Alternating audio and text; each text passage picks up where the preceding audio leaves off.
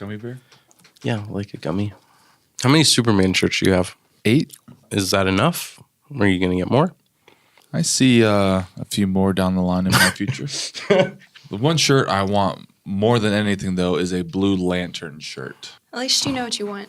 But out of all those 2 towers of T-shirts that they have there, they didn't have it. They had like an orange lantern and a red lantern, but no blue. Orange lantern microphone. You know what the orange power that they have is, right? What? It's greed. Not anymore. You're listening to the Social Geek Scene podcast, your scene for all the geek things.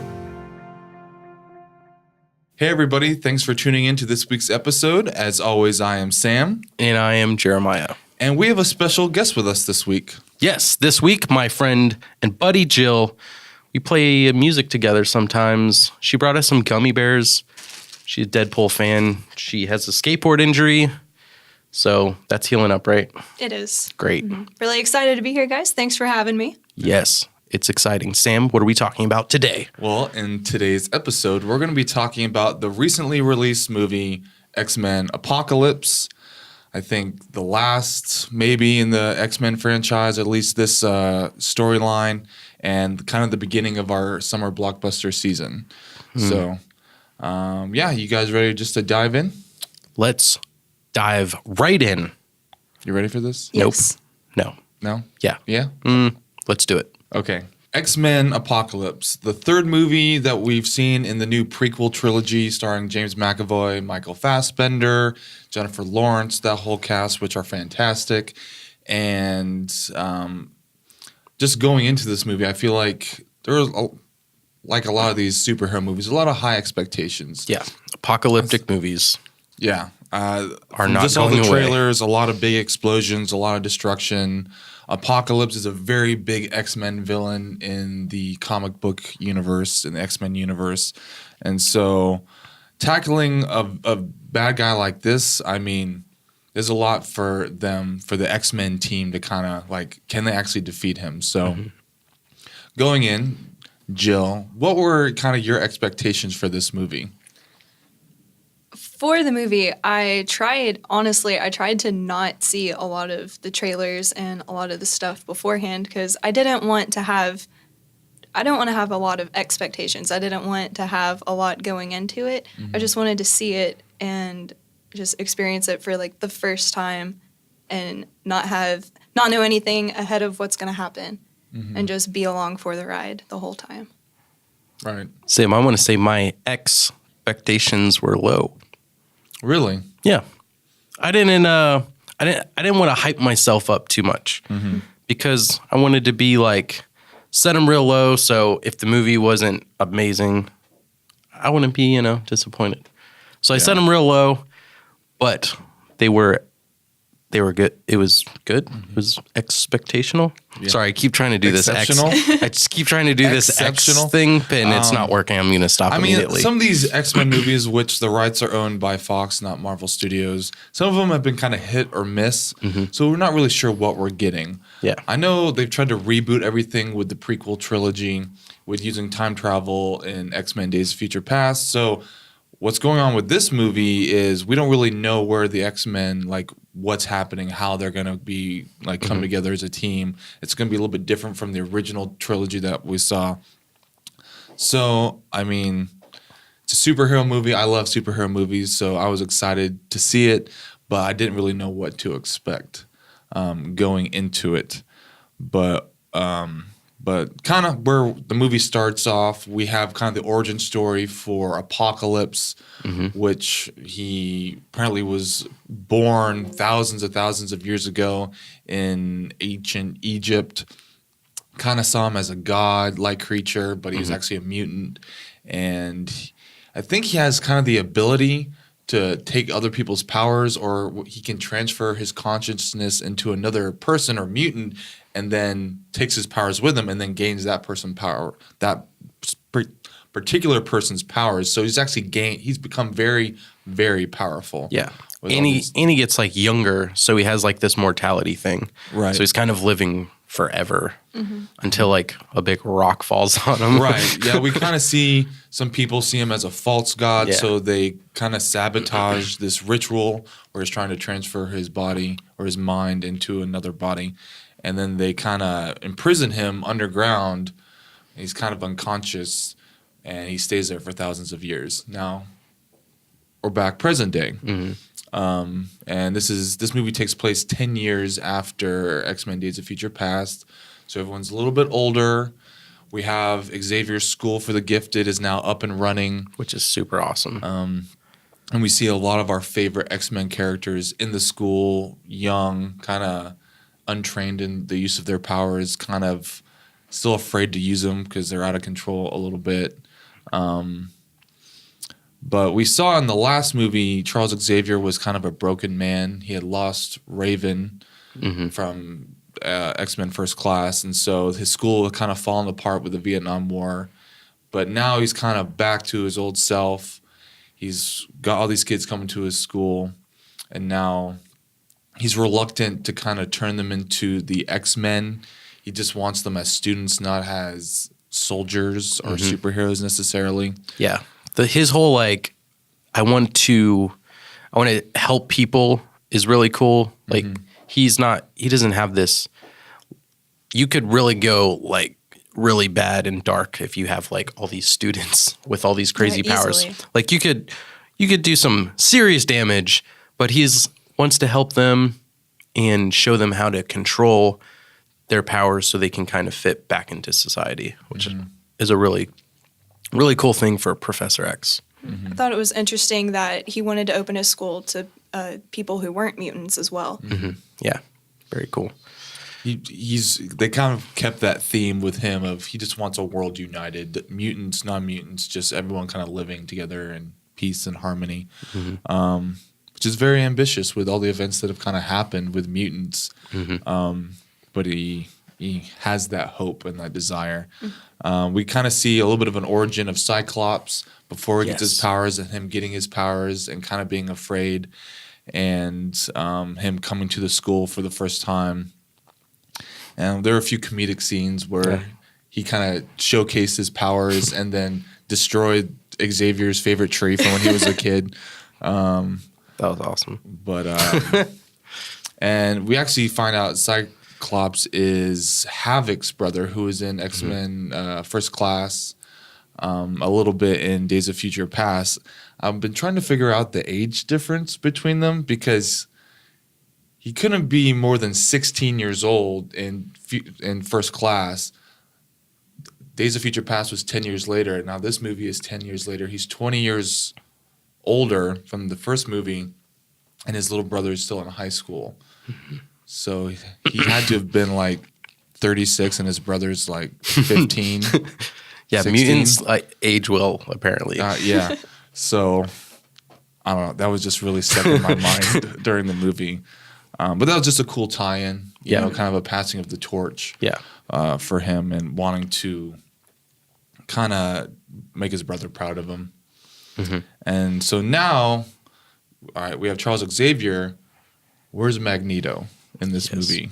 Magneto's he's kind of like given up on the whole like dominating the world thing, you know? Feel like he's past it. Maybe it didn't work out for him, and he's like, I'm just going to do my own thing and just kind of be a like hermit and raise a family. So he's working in the steel shop, and then he has a family now, which is a very cool aspect I think they threw in there. I don't know if it's comic book canon. Is it? Can it be? I don't know. Yeah, not totally sure. But I do love how, regardless if it is or isn't, that they put it in there because it kind of gave a really human element back to the whole X-Men, even with heroes and villains. Because I feel like the villain Apocalypse didn't really have this huge human element to him. He was just kind of like, I'm this big godlike creature and I'm dominating everything. Like you can't really relate to him. Right. So they throw in Magneto, and if you lose someone, like you can totally relate to that. So I feel like that was really awesome for them to go that route with the Magneto story. I really enjoyed that. Yeah, and I think you kind of really feel for him. Everything he's gone through with the death of his parents when he was a child, his Right. mother being killed in front of him, and now his wife and child being killed. It's like you don't blame him for his hatred towards the rest of the world, towards humans. And so you kind of just you're almost on Charles Xavier's side of you see hope for him. There's goodness in him. He just keeps having one tragedy after another happen to him, and it kind of sucks. Yeah. You know, It's that classic villain line, which it's like you're one bad day from being me. Like I feel like villains always say that. Like Right. you're just one bad day from being me. And now the third piece of the puzzle, we have Mystique, and kind of seeing where she is at in this movie. At the end of the last movie, she actually saved the president, shot Eric, and kind of became this hero everyone's kind of looking up to. And we see her kind of actually helping, not fighting or killing, but helping mutants as kind of like refugees, kind of helping them get to where they need to go, get to safe places, which is kind of cool. But I feel like Jennifer Lawrence's Mystique has really been a central character in these prequel movies, as opposed to what Rebecca Romijn was in the original three. I mean, as you know, she's a female character that's kind of become the central figure to all these stories between Charles. Kind of the thing that really is the tension between Charles and Eric. So, Joe, what are your thoughts on kind of that route they've gone with the prequels, with Mystique kind of being the central character? Well, it's been really cool to just see how Mystique has grown as a character throughout the entire franchise, and just seeing her development from like not wanting what she has, not knowing like why this has happened to her, and then like what can she do with it to help others, or does she want to help others? And just to see her become like the leader that she has become is just really cool, especially as like a female character. You don't get many of those. And to have one as powerful and as big of a deal as Mystique is, it's really cool to see. And I really like how they've gone with her, and who she's become is really nice, I think. Right. And I feel like, I mean, she's kind of switched from being the bad guy to more on Charles Xavier's side, but she's seeing more of the ugliness of the world, and that mutants are still in danger. There may not be a war, as she said in the movie, but doesn't mean that there's peace. Like, people are still hiding in fear. And that she comes back to, she actually helps. We have the introduction of Nightcrawler as a kid who we saw in the original, but now we're seeing a younger version, which is kind of cool. And she actually brings him to the school that's a safe place. But she found out what happened to Eric with the loss of his family, and it's like, okay, people are still after us. We need to be prepared. And Charles is very reluctant to like train his kids to fight. But she's very much pushing for that. Like, she knows what needs to be done. She's a really good like middleman between mutants wanting to be mutants and mutants not wanting to be mutants. And just knowing, I don't know, I like her. Yeah. That was cool with Beast as well, because he was planning for the worst. Like he built that jet in there and was like, yeah, let's like live in happiness, but let's get prepared just in case Yeah. someone wants to take over the world, because that always happens every movie. It's good to not be ignorant to like what could happen. Right. Like, being prepared is very good. Well, I mean, they kind of had a glimpse of the future with Wolverine and X-Men Days of Future Past. It's like, okay, someone could still, even though we kind of stopped this from happening, something could still happen that could try and wipe us out. And we have to be prepared for that, and we can't take any chances. And we get that seeing also Jean Grey's vision or dream, whatever it was. She's like, hey, these aren't my powers. This is like real. I have a serious vision going on, and it's not good stuff. Yeah. And so now we have Apocalypse kind of being resurrected, kind of dug up from his burial. And he's, all right, what is this world? What has the world become? How come all these people aren't worshiping me? It's like, it's this strange world. And he kind of runs into Storm, a young Storm, which is kind of cool, and recruits her because he always has 4 followers, 4 horsemen of the apocalypse. Yes. And so we see her come about. He recruits Angel, Psylocke, who we saw Angel in X-Men: The Last Stand, which I try to forget that movie ever happened. This is kind of a newer version of that. Yeah. And we've never seen Psylocke before in a movie. Her powers are kind of cool with that light beam, kind of a sword. But also he goes and finds Magneto, who's just lost and wandering after the death of his family. Yeah. It's Angry. like he's ripe for the taking Yeah. if I'm Apocalypse. He's about to just drop his entire like workforce that he used to work with, just everyone, and just massacre them. And I thought that was kind of a funny scene because it's like all serious and like dark. And then like they just like teleport. They just pop in. And then it's just like one of those funny, awkward like mutant scenes. And he's just like, His reaction Hi? was perfect. What's kind of interesting with Apocalypse is he can increase the powers of his 4 followers. So we actually see their powers heightened to a whole nother level, which is very dangerous, especially for Magneto.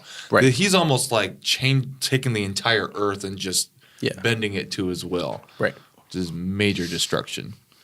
And so we see that. We actually see Apocalypse go to the mansion and kidnap Charles Xavier. And that kind of sparks, all right, we need the X-Men. And the reason why Apocalypse is taking Charles Xavier is because Charles Xavier has something that Apocalypse doesn't with his telekinesis. Telepathy. Telepathy? Telekinesis is you can Moving control stuff. stuff. That's what Jean Grey has. Ah.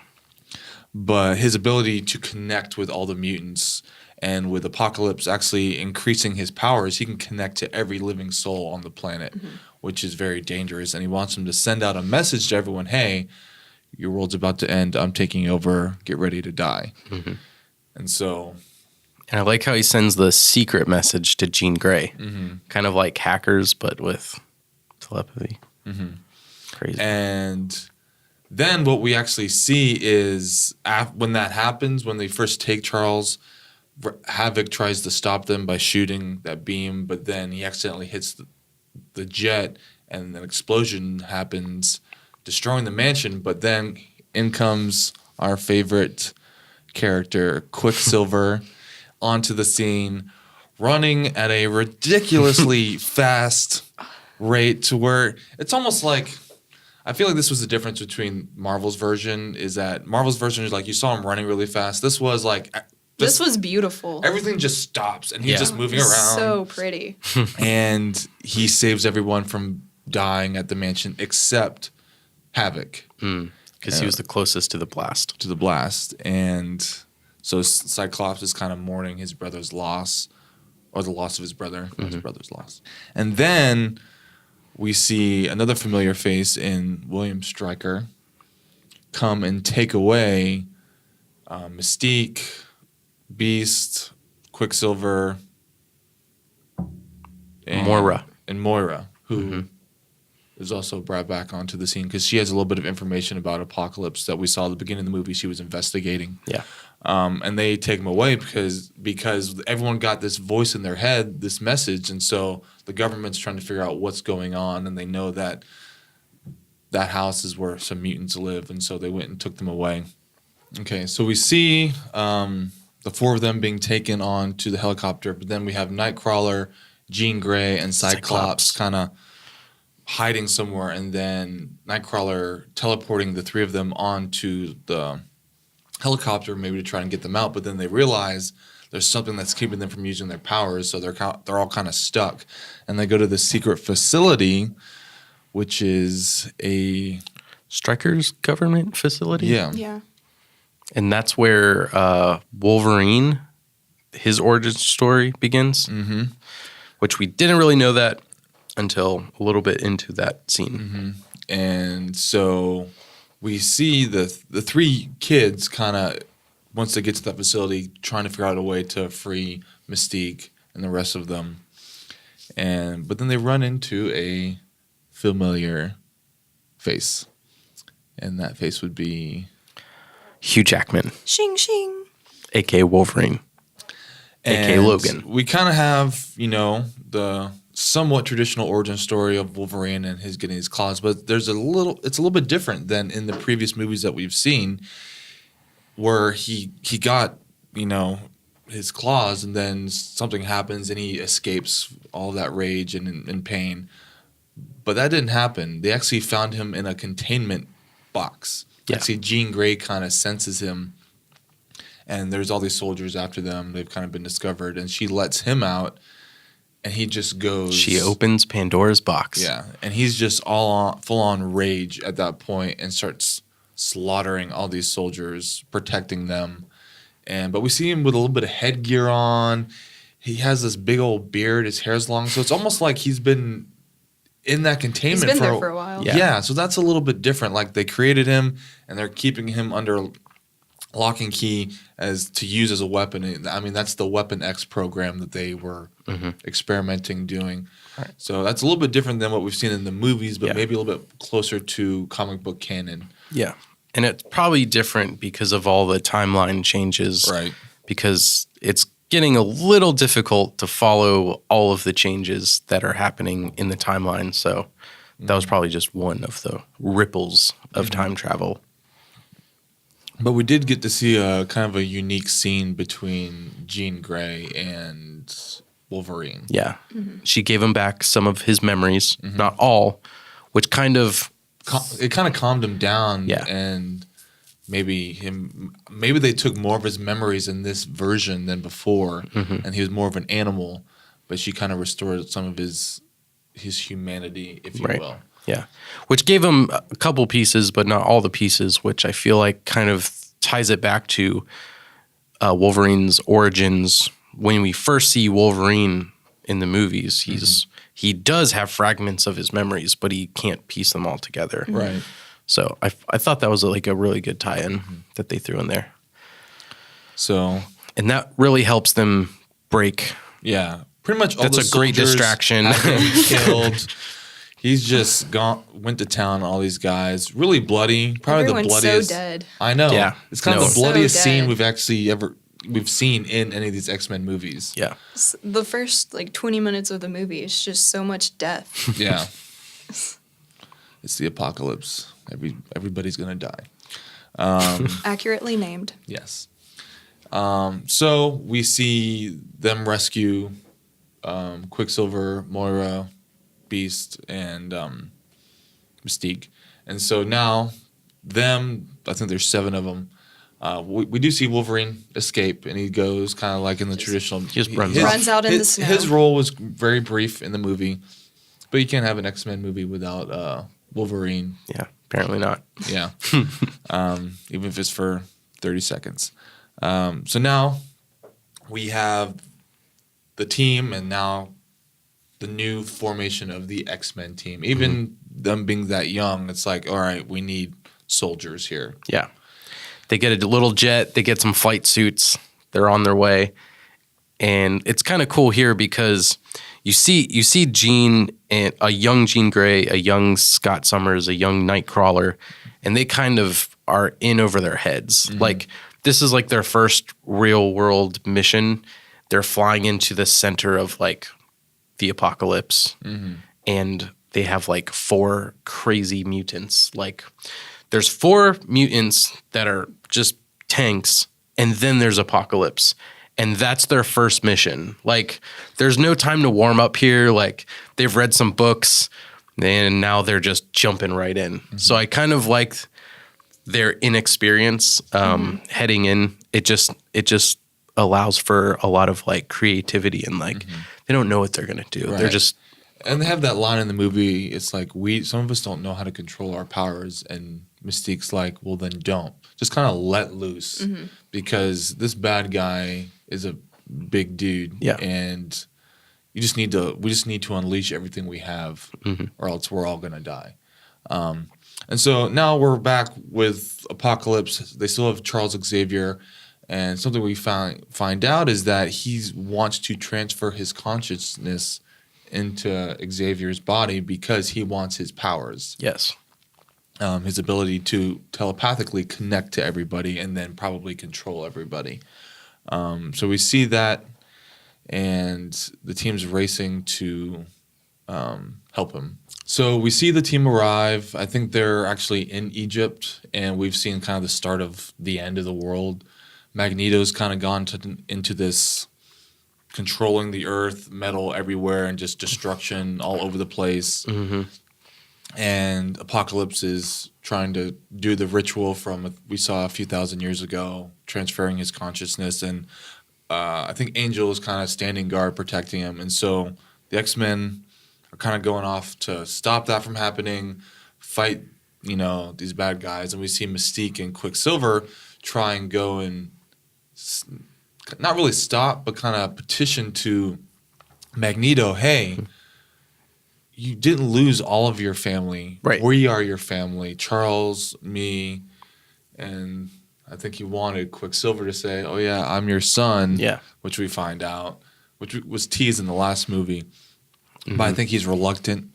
And so we actually see, I think, Nightcrawler he fights Angel, but he gets past him and gets Charles's body and takes it away. And now Apocalypse is just,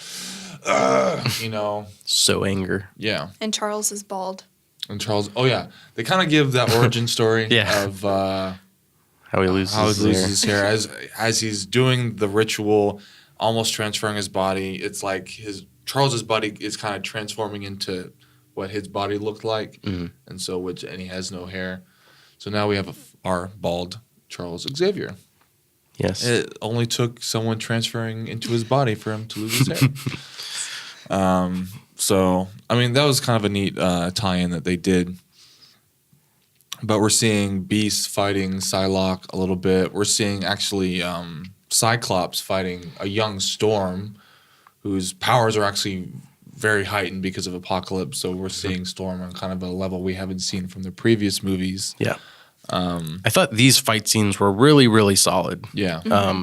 I really like the fight scenes in First Class. I thought those were cool. But I feel like this was like just a really good X-Men like fight.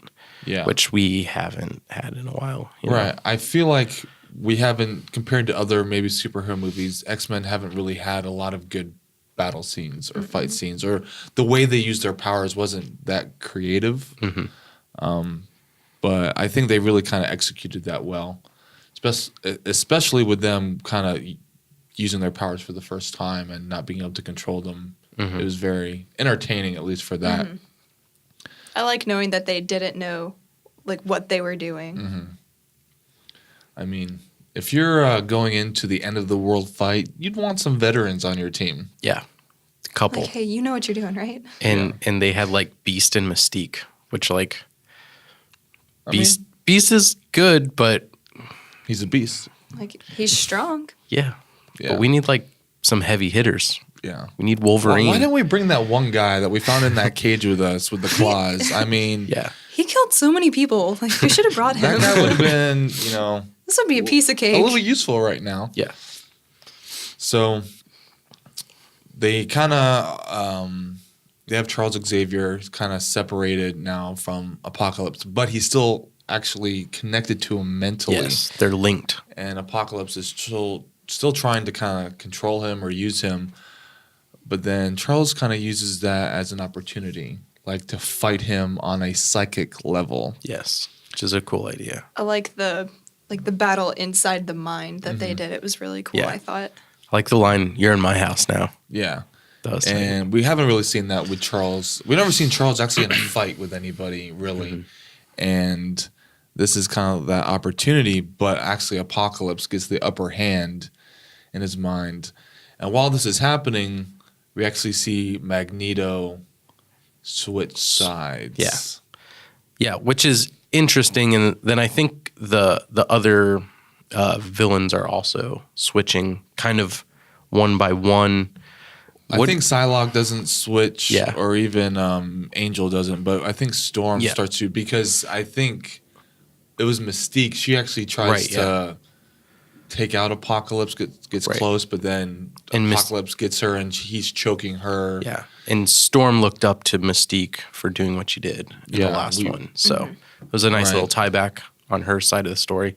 And I think the villains, or I think at least Storm and Magneto they're in this situation that they didn't really have a lot of control in. They kind of knew they were being used as pawns, but they kind of just had no other option. Right. But I think they didn't really understand the gravity of the situation until it was all happening. And they kind of mentally made a shift where it's like, this is whoa, let's just pump the brakes. We thought we were going to do some bad stuff and like it was all going to be cool, but we're actually destroying the world here. Maybe let's rethink this a little bit. Well, I mean, right now we're seeing Apocalypse kind of battle Charles in his mind, but he's kind of gotten the upper hand. We see Apocalypse is choking Mystique.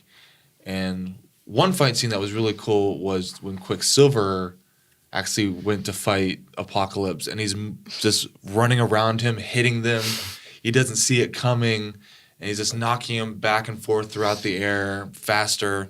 But then Apocalypse gets the upper hand on him, kind of figures out how fast he's moving, and stops him, breaks his arm or his leg. His arm leg. and his knee. Oh my It's goodness. like elbow, knee, he's down. He's Yeah. not going anywhere. Yeah. So Magneto sees this, like, this is the only family he actually has left, and they're about to die. And that's when he kind of switches over and starts unleashing everything. But Apocalypse is still so powerful. Everything they're throwing at him is just not getting through. And so Charles in the psychic world connects to Jean Grey and is like, I need your help. And he's like, and she kind of steps in. He's like, let it go.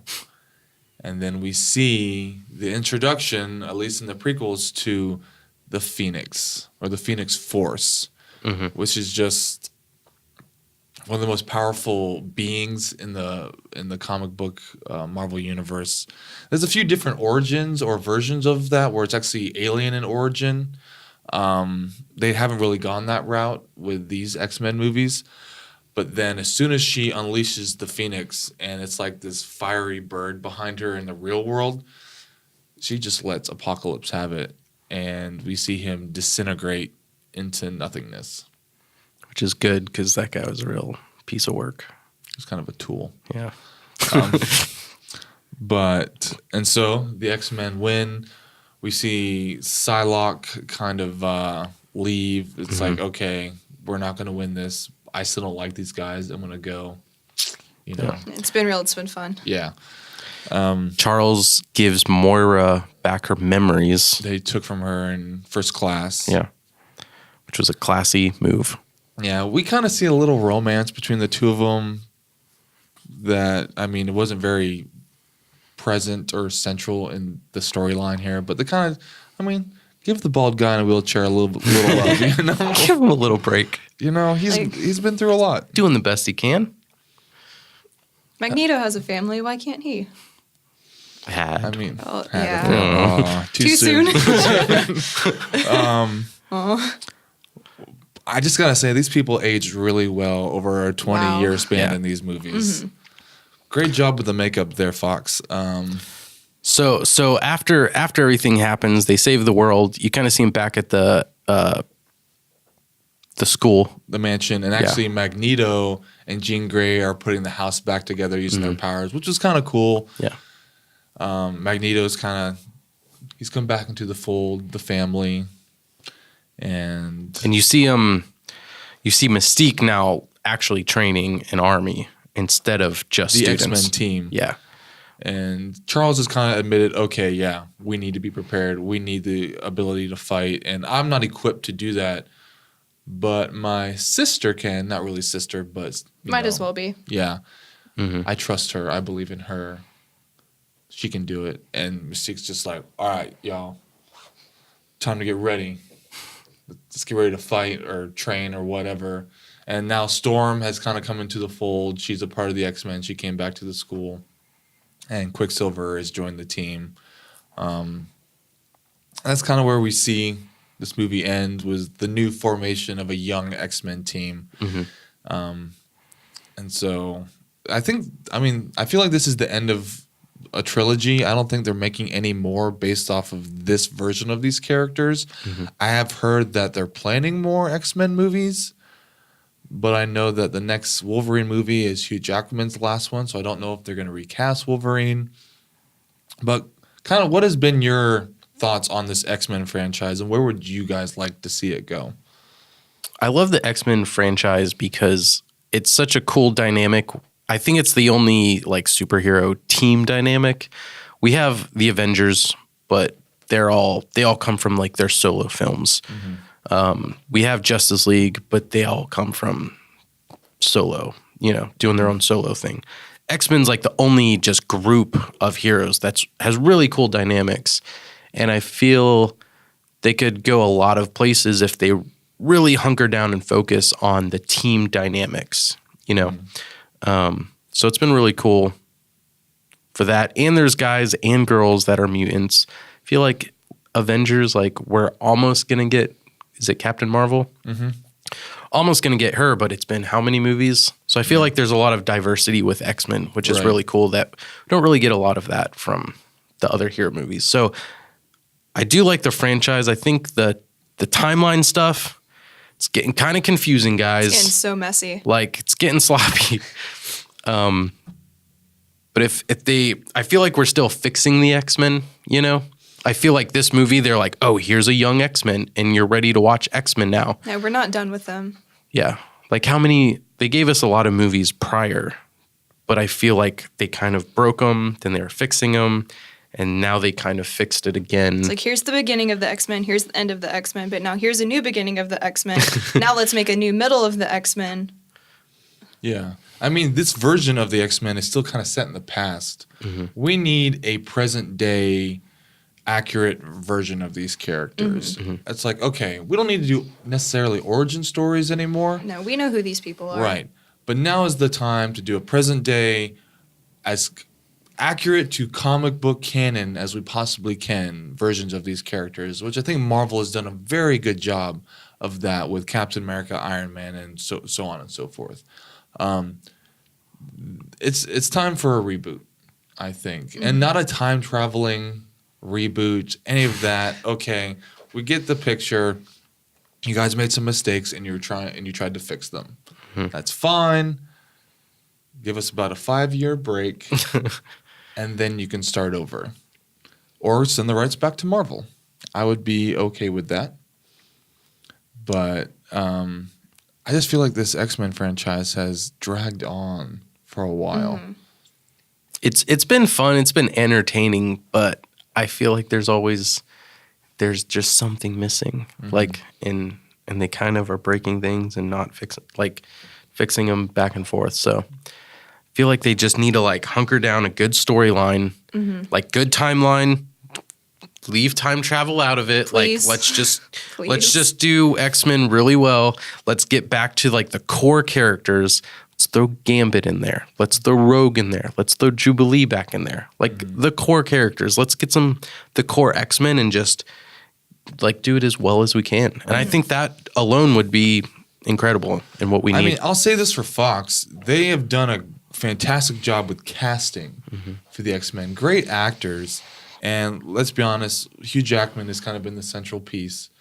He's been the only version, but he really will always be the best version of Wolverine that we've ever seen. And he actually is getting one more solo movie, his last time as Wolverine, next year, 2017. So I think when he's done, this particular storyline franchise should be done. Just close the book. Yeah. I mean, there's no reason to recast and keep the same storyline going. Let's just end it there and then start something new and fresh. I mean, let's be honest. Superhero movies are going to keep going for a while. I mean, we're not going to get tired of X-Men, but we are going to get tired of seeing the same thing. This same thing over and over again. But, I mean, like I said, Fox has done a good job of casting. We've liked... I mean, Patrick Stewart as Professor X was probably one of the best casting choices. You don't get much better than that.